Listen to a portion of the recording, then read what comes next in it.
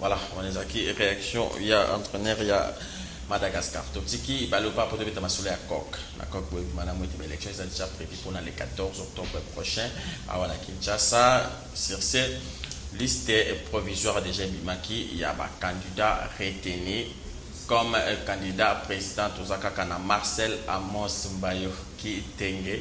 Il y a un candidat unique candidat na Coq wana. Papi Katasi. Oui, mon.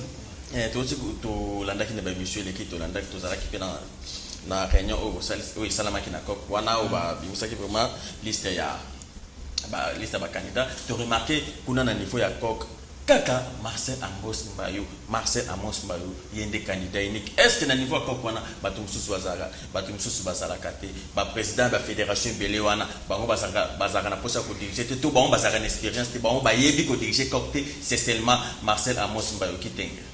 Bon, ndeko senge tout le bac l'adage moko est populaire, on ne change pas l'équipe qui gagne. Oui, bien ndeko Amos Mbayo azwaka comité olympique congolais en 2010. Wana après avoir nungu ezalaki na ndeko na biso Jean Kabila Kabenga oyo azalaki na tête ya comité olympique congolais na nsima nango asisaki 2 ans na ye après azwaki susu 4 ans et après ayaki kozwa susu 4 ans mosusu na 2017 wana tozalaki le 8 juillet na Pullman Hotel à Wanakombe. Cela veut dire que longévité na Yowana o ezali bien sûr reconnue par la loi sportive, notamment l'article 30, la loi sportive bien sûr en 2011, la loi numéro 11 de Bengaka, et puis ezali reconnu par les statuts. Il y a un comité olympique congolais, statut o ezali notorié par l'État, et cela veut dire notorié, donc l'État reconnaître Yango, et puis statut o ezali eyebami pena par rapport à des textes internationaux. Ensuite, moni Moussale Salemaki, so moi le loyoke a commis à la yemoko na propre succession na ezali collexa ba valeur oya bande ko incarner yango mamika katano nyoso esalamaki wana ma kubunda peza ina kata comité olympique congolais bi ke mandat suka ye nande ko na ye Herman Mbonyo ezalaki vraiment makambo ya makasi, donc il fallait ko gérer yango na sagesse na ye na expertise sportive sans pour autant attendre bon wana ezalaki dossier mosusu mais wana le akomaki na Coq ye akomaki kokende même na niveau international mpona kolobaloba mo makambo ebele seke oyo esalaki na mwa nungunungu mpe ekóma na comité olympique congolais. Donc soki tozongi na candidature ya mwana mboka Marcel Amos Mbayo ezali candidature moko ezali légal oyo ezali valable, candidature ezali koépouser ndenge tokoki koloba batexte na biso awa na batexte ezali internationaux, texte internationaux yango ezali charte ya comité international olympique. Mais les autres vous constater que moi mouvement moko diabolique oyo ezali créé par le secrétaire général Okito oyo ezali kokotisa na mitu ya bato moi ba interprétation moko farfelu ya ba texte ya ezali kolamusa neti alamusi loi oyo ezali loi ya 020 il y a 26 décembre 1997 ezali loi moko vraiment archaïque ezali ya kala. Mais il y a la moussi en gros pour le non candidature à Max Mbayo ezali vraiment valable. Donc pour vous dire que pour l'instant l'être Oyasuka comité olympique congolais a outé pour comme la ministre c'est pas c'est vrai que ministre c'est pas qui induit en erreur au moins ministre Ayesika moi ba rédiment ba fondamentaux mususu ba dossier mususu azaki nango vraiment ni mais il y a un cabinet ouais yango bon na cabinet on a tout constaté que ça peine ba mbuma mabe o bazakuna parce que makambo nyonso bandaki na lettre le 9 septembre au CG Okito akomelaki son excellence ministre Serge Chembonkonde. Mais na lettre ngwana ya lobby que processus électoral oyo koka bosala ezali malamu te parce que il faudra ko kene na ba DAPS tout ça. Mais ce qui to fungoli bien na lettre wana kaka Yemoko Okito se contredire lobby non il faut plutôt observer aux ezali ba texte réglementaire international ya comité national olympique na comité national paralympique. Donc là ça vous reconnaître ni prévalence il y a droit international sur les droits nationaux. Ça c'est un autre sujet. Et puis et là on se trouve koloba et que tous pour constater que na niveau ya cabinet ça peut na bandeko mususu balingi ko pesa vraiment information malamu te par ministre. Effectivement Okito akomaki le 9 septembre après yango le 10 septembre comité olympique congolais yé pas komaki na makomina ye apesa na ba fédération sportive amplié qui peut et pas ministre alors que ministre était ndenge ni processus wana ezali légal. Très bien tozongelo conclure dans tout ça na Patrick Borel Mukende depuis Tison Ndombele. Patrick Borel lors il y a avant l'élection Salama seni o ezaki organisé wana normalement il a fallu représenter bazala il y a DAPS bazala il y a ministère des sports bazala mais kuna to remarqué que absence na bango et puis normalement lorsque liste provisoire il faut ekende na niveau ya DAPS mais tisikoyo c'est comme si comité olympique congolais ou jusque là dirigé na Amos Bayoki tenge baza ko boya parce que puis seulement texte surtout ba interpréter ba texte liste provisoire wana et kozala décoller katé ils en a sous-basmate na niveau ya ba texte ou ils a ko régir sport congolais ndeko ngai batu baza kokotiza to ba mbilinga na sport ya Congo élection mon côté et salama tomoni baketika ba liste na DAPS ministère ya sport bayaka comme ba observateur bayaka observer fédération nyonso yemo mutachaka ba membre ya commission ba mnakata ba membre commission na okozwa ba tu ya fédération okozwa ba o bazali ba tali mibeko il faut bazana kati wana pona kolandela nini eza bien nini eza mabe lelo le comité olympique asali yango ezamba la libosote ezabe fédération libosote po yango za fédération no ça la élection fédération moko takenda kozwa DAPS fédération moko do yango ba benga bango ba représentant ministre atindi représentant na DAPS atindi représentant koto secrétaire général atindi représentant na mais jamais pour kozwa donc ceux qui bo memi bongo za ba benga yango ingérence donc vous ko bozo si mixer c'est un lobby. Jamais politique, jamais secrétaire général, jamais ministère où il s'est mixé dans l'élection du comité olympique. On a un iceberg, bazo dépendre de la charte ya libanda. C'est vrai que tous na loi na biso awa, ba texte na biso, nyonso na biso to ko respecter yango. Mais o eza ya règle o za libanda, jamais to ko nyatango mambeta. O ezali ko sala mane za mingi, c'est jour qui to monelo kondeza ka so komi na mois 2 mois 3 mois au de retraite, o so luka pena nyo robenda.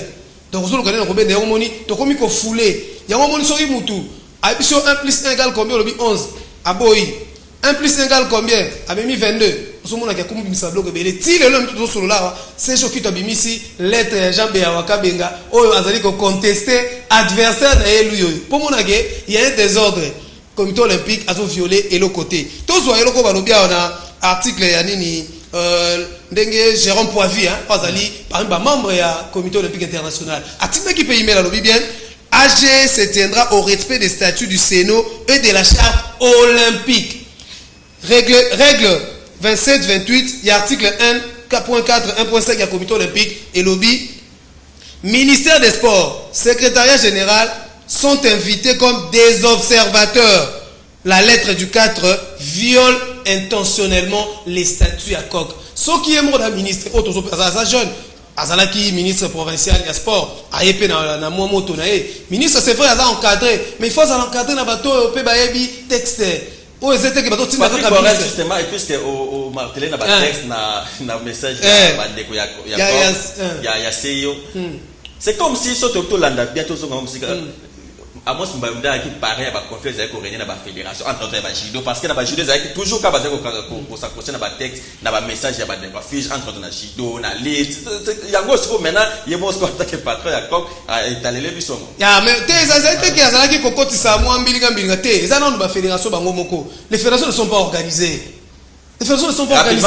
Mbayo akoki comme ma tapette te ala na ba fédération non tant le judo ça sport phare.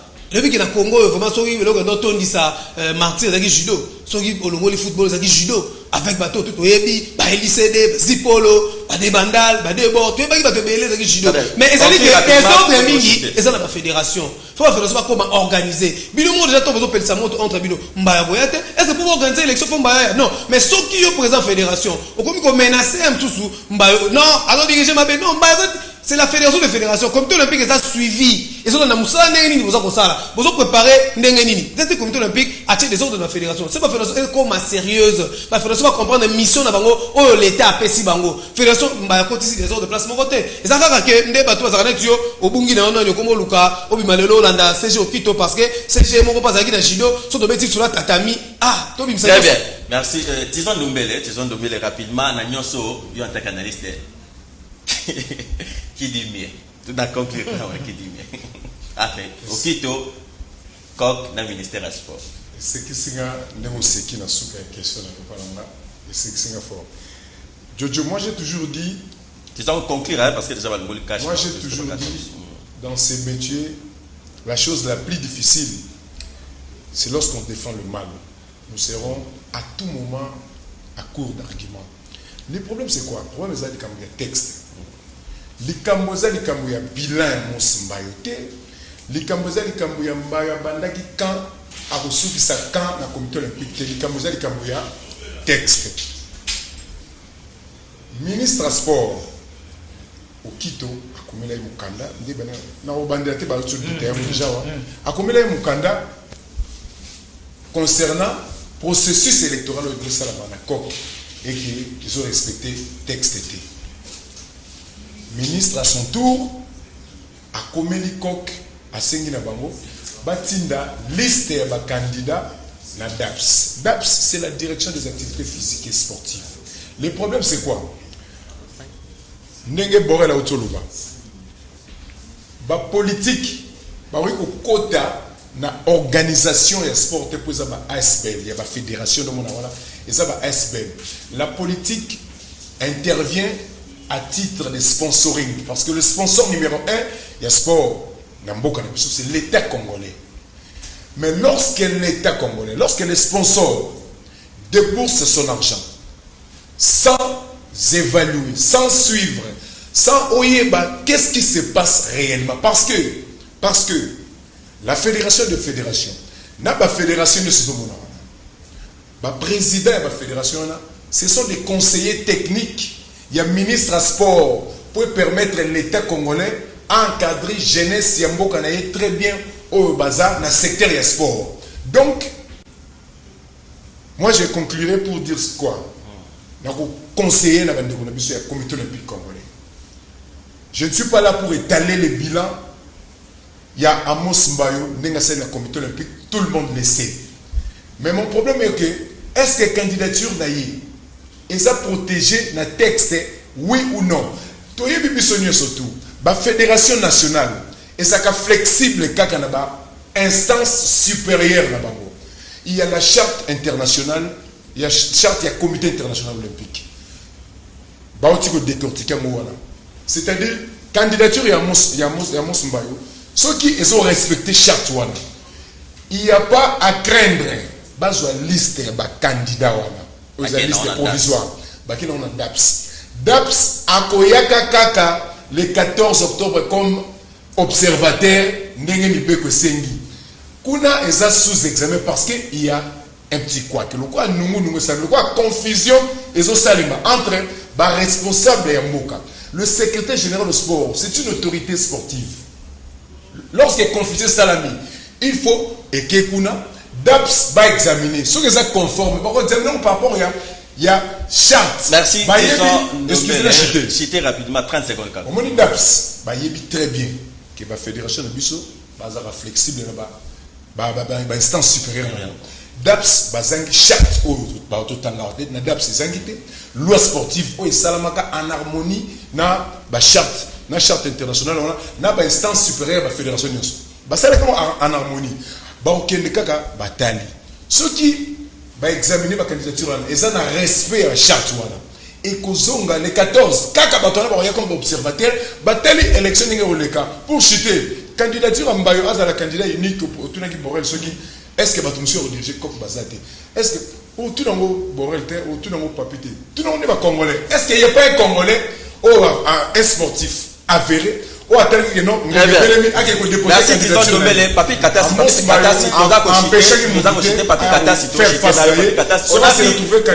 Mbayo na Muto Azalaki, côté mal à l'est, le bango, Chile, la veille, il y avait l'élection, ça les réconciliations. Et Mbayo est allé même plus loin, il y a pour présenter votre futur CG. Donc, c'est-à-dire que déjà, pour l'élection, ils ont anticipé l'élection de Salama qui n'a non, le processus électoral est intact, est clair, est lisible, est obéi dans le texte, surtout réglementaire nationaux, réglementaire internationaux. Mais dans la beauté, moi, qui en touche, on a Soukaïna Lobaki. Alors bien que bazo ba candidature ba memango epa DAPS. Non. Ndeko Soukaïna foi ba ke awa na Congo toza gérer na Mibeko, neti pe libanda tozali gérer na Mibeko.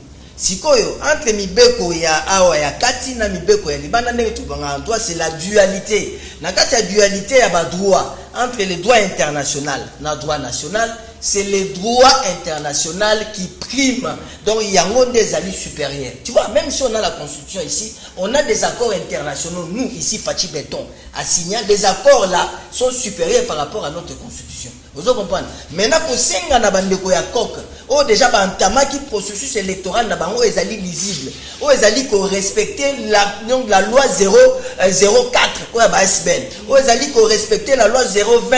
Où ils allaient corriger les activités physiques, où ils allaient respecter même statut na bango, l'article 47, où il y a que la candidature et qu'on a déposé et pas à secrétaire général. Ensuite, secrétaire général a causé la délai aux commissions, plutôt comité exécutif à Rosala, et puis bah monter commission ad hoc. Quand à niveau ya comité olympique congolais, commission ad hoc on est composé na ba nombre membre ya comité olympique, mais on va ba non candidat. Justement pour Rosala kaka équilibre et za la carte commission là. Donc, ko senga na bande ko na biso ya comité olympique congolais. O siko baza en phase na texte Oya Bango, qui est le statut à comité olympique congolais, n'a rappelé ce pan de Gotaïzone, le statut a été reconnu par l'État congolais. Et le statut reconnu par l'État congolais, en son article 47, merci, le processus en interne